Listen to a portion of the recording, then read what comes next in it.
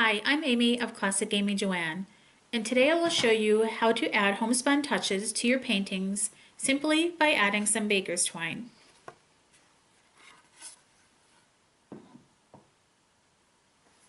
How I begin adding baker's twine to any of my painted pieces is with a charcoal pencil.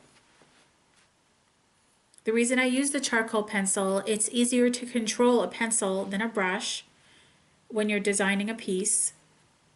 Also, a charcoal pencil is easily removed with water, so if you don't like what you put down, remove it with water and start again.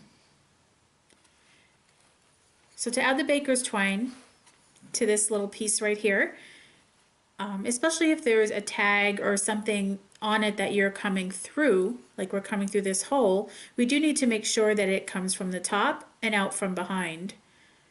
So I want to wrap this tag around the gingerbread man. So I'll come over top as if it's coming through the hole.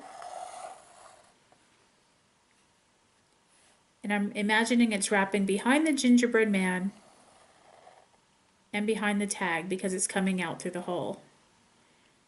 Now it is wrapping around the gingerbread man, so the ties are somewhere. You can easily add string ties by pulling it from behind the gingerbread man and just wrapping it around. Maybe the other tie will come behind the arm and down this way. And that's all I simply do with the charcoal pencil. Then we're ready to do our liner work with our paint. I use a #1 script liner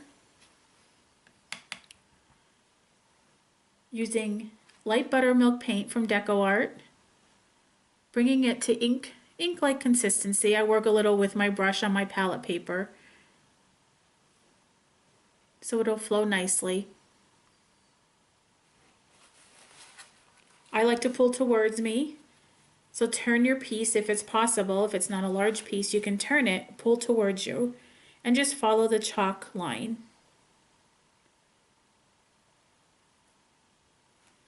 If the paint starts to drag, just add more paint. Pick up where you left off and keep following the chalk line.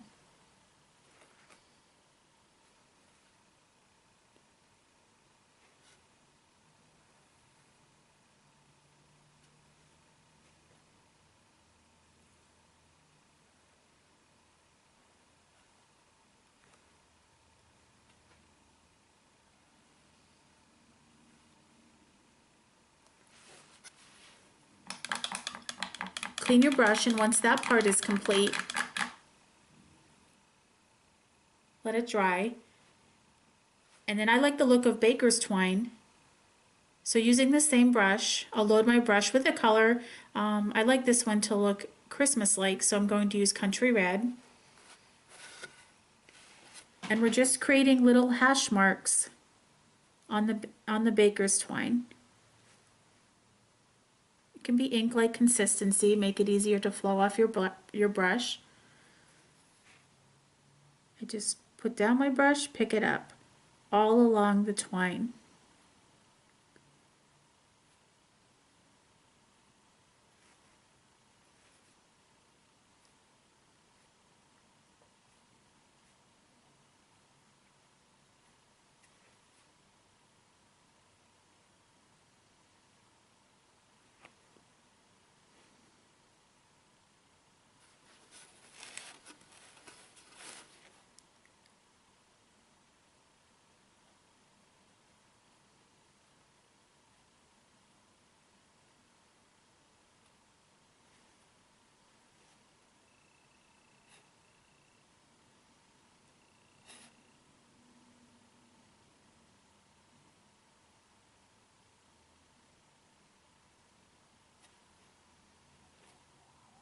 Keep reloading where needed. Okay, once you're done lining the baker's twine, I use my angular brush or whatever you are comfortable with, and usually soft black, and I'll shade where it is behind, where the string falls behind something. For instance, it falls behind the gingerbread man, So I'll load my brush for floated color, and I'll just tap down where it sits behind something. String goes behind the tag here. I'll drop it in there. Inside the tag,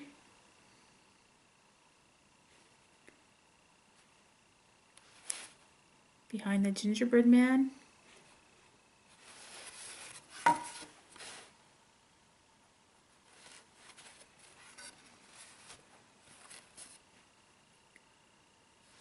behind the arm, the other end,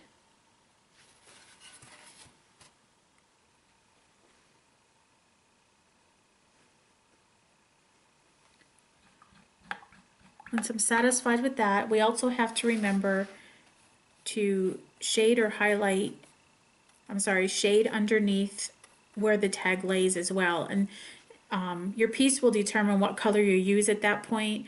On this one, I would probably use soft black on the gingerbread man and burnt umber on the tag, but that's because those are the colors I chose to shade on the piece. Being aware of that, once that is complete, you can simply remove the chalk lines that are there with water. You can see that easily disappeared. Also, if you have an area on your piece you don't like, you can always use your background color to clean up as well. And that is how I add baker's twine to any of my pieces, painted or pencil. I thank you for joining me today.